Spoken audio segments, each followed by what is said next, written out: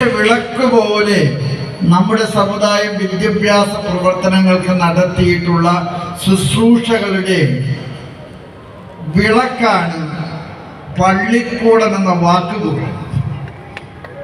ചാവറയച്ചൻ നമ്മുടെ സമൂഹങ്ങൾക്ക് നൽകിയ വലിയൊരു തീട്ടൂരത്തിൽ പറഞ്ഞു, പള്ളിക്ക് പള്ളിക്കൂടമില്ലെങ്കിൽ ആ പള്ളിയിലെ കത്തനാര് ശിക്ഷിക്കണം. പള്ളിക്കൊരു പള്ളിക്കൂടം.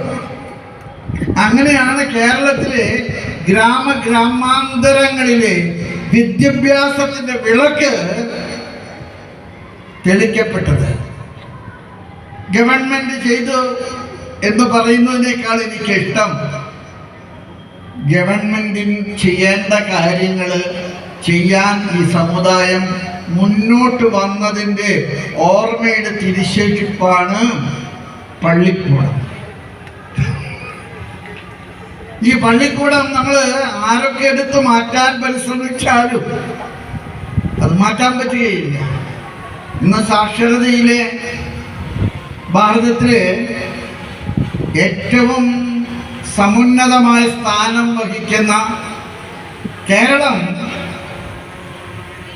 ഞാൻ ഗവൺമെന്റിന്റെ എല്ലാ പരിശ്രമങ്ങളെയും ഏറെ ആദരവോടുകൂടെ ഓർത്തുകൊണ്ട് പറയുന്നു, ഈ സമുദായം നൽകിയ വഴി തെളിക്കാനും വഴി വെട്ടാനും നടത്തിയ വലിയ പരിശ്രമത്തിന്റെ ഫലമാണ് ഇന്ന് കേരളത്തിലെ വിദ്യാഭ്യാസം, അറിവ് സാമാന്യവൽക്കരിക്കപ്പെട്ടത്. ഇന്ന് അറിവ് ഒരാളുടെ അവകാശമാണ്. അറിവില്ലാതെ ജീവിക്കാൻ പറ്റുകയില്ലെന്ന് ഈ സമൂഹത്തെ ഓർമ്മപ്പെടുത്തിയ ഒരു സമുദായമാണ് ഇത്. ഞാൻ പറയാൻ ആഗ്രഹിക്കുന്നു, ഈ പിടിയേരി പിരിക്കുക എന്നൊരു പാരമ്പര്യം നമുക്കുണ്ട്.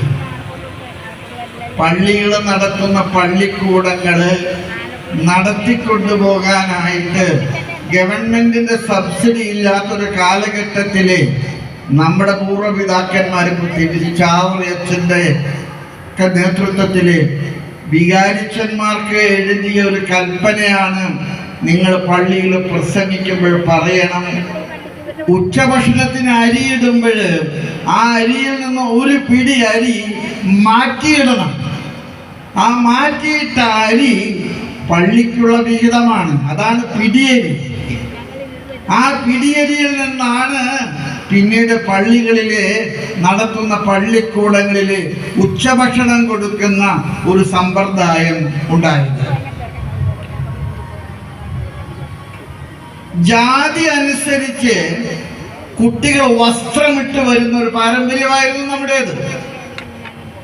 ഷർട്ടിടാൻ പാടില്ലാത്ത സമുദായങ്ങളുണ്ട്, മുണ്ടും ഷർട്ടും ഉടുക്കാൻ അവകാശമുള്ള സമുദായങ്ങളുണ്ട്.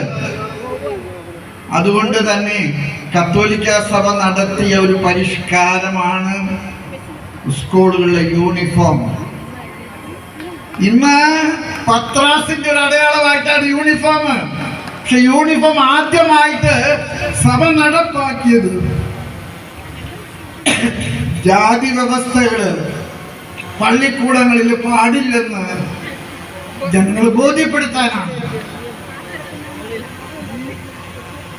സ്ത്രീകളുടെ വിദ്യാഭ്യാസം, ഒരുപക്ഷെ ഇന്ന് നമ്മുടെ സ്ത്രീകള് സമുന്നത നിലയിലെത്തിയിട്ടുണ്ട്.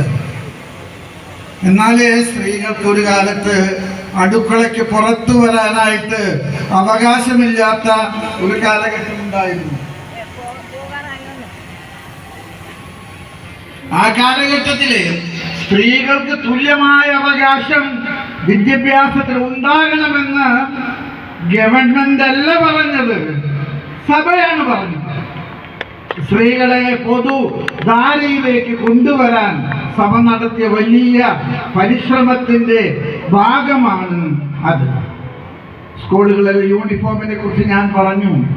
ഇന്ന് സ്കൂളുകളിലെ യൂണിഫോം ഒരു പത്രാസിന്റെ അടയാളമാണെങ്കിൽ നമ്മുടെ നാട്ടിൽ നിലനിന്നിരുന്ന ജാതി തിരിച്ചുള്ള വ്യത്യസ്ത വസ്ത്രധാരണ രീതികളും പൊതുസാമാന്യത്തിന്റെ മുൻപിലെ തുല്യതയുടെ സാമാന്യവൽക്കരണം നടത്താൻ സഭ നടത്തിയൊരു പരിശ്രമത്തിന്റെ ഫലമാണ് യൂണിഫോം നീലയും വെള്ളയും, സ്ത്രീകൾക്കും കുഞ്ഞുങ്ങൾക്കും കുട്ടികൾക്കൊക്കെ യൂണിഫോം അവതരിപ്പിച്ചത്. സാമൂഹ്യ മേഖലയിലെ നമ്മുടെ സമുദായത്തിൻ്റെ സംഭാവനകൾ എത്രയോ നിസ്തുലമാണെന്ന് ഞാൻ ഓർമ്മിക്കുകയാണ്. ഇന്ന് നഴ്സുമാരുടെ ശമ്പള വർധനവിനെ കുറിച്ച് ഒരുപാട് തർക്ക വിതർക്കങ്ങളൊക്കെ നടക്കുന്നുണ്ട്. പക്ഷെ ഒരു കാലത്ത് രോഗികളെ ശുശ്രൂഷിക്കുന്ന പണിക്ക് പോകുന്നത് സമൂഹത്തിൽ ഒരു കുറവായി കണ്ട ഒരു കാലാവസ്ഥയിലെ ആരോഗ്യ മേഖലയിലെ സ്ത്രീകളുടെ ശുശ്രൂഷ അത്യന്താപേക്ഷിതമാണെന്ന് സഭ പറയുകയും പഠിപ്പിക്കുകയും ചെയ്യുകയും സിസ്റ്റർമാരെ ആ മേഖലയിലേക്ക് ഇറക്കുകയും നമ്മുടെ കുഞ്ഞുങ്ങളെ നഴ്സിംഗ് പഠനത്തിലൂടെ ആരോഗ്യ മേഖലയിലേക്ക് ശാക്തീകരിക്കുകയും ചെയ്ത ഒരു സമുദായമാണ്. ഇന്ന് നഴ്സിംഗ് പണം ഉണ്ടാക്കുന്ന വലിയൊരു പ്രൊഫഷനാണ്.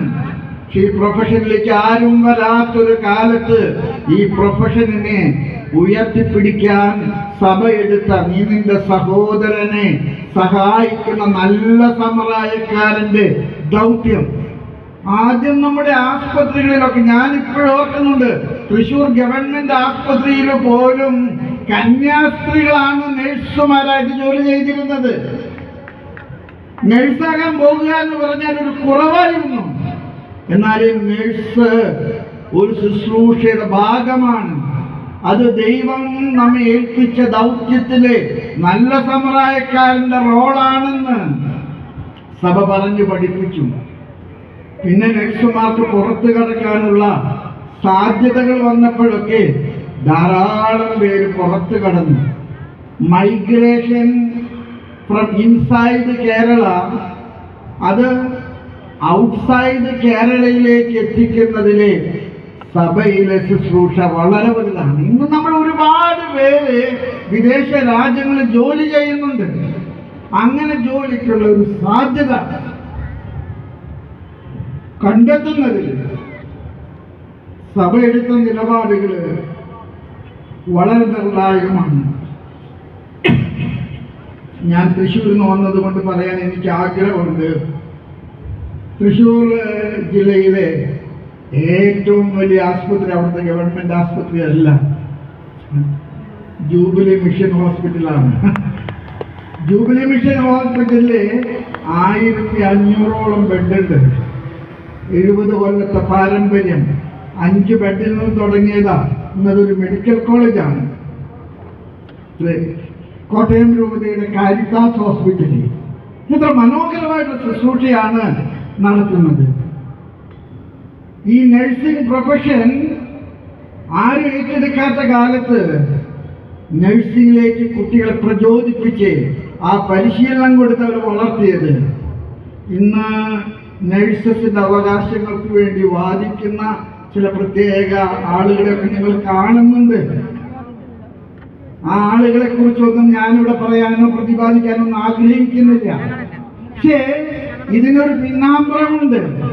ഒരാളും നഴ്സാകാൻ വരാതിരുന്ന ഒരു കാലഘട്ടത്തിൽ നഴ്സിംഗ് ജോലി സഹോദരന്റെ മുറിവുകൾ വെച്ച് കെട്ടാനുള്ള നല്ല സമറായക്കാരുടെ ശുശ്രൂഷയുടെ ഭാഗമാണ്.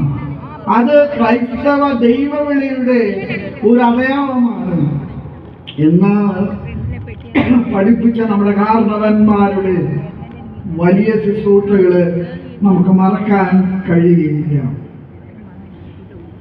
ഞാനിവിടെ പറയാൻ ആഗ്രഹിക്കുന്ന കാർഷിക മേഖലയിലെ വളർച്ചയാണ്. ഈ കണ്ണൂർ കാസർഗോഡ് ജില്ലകൾ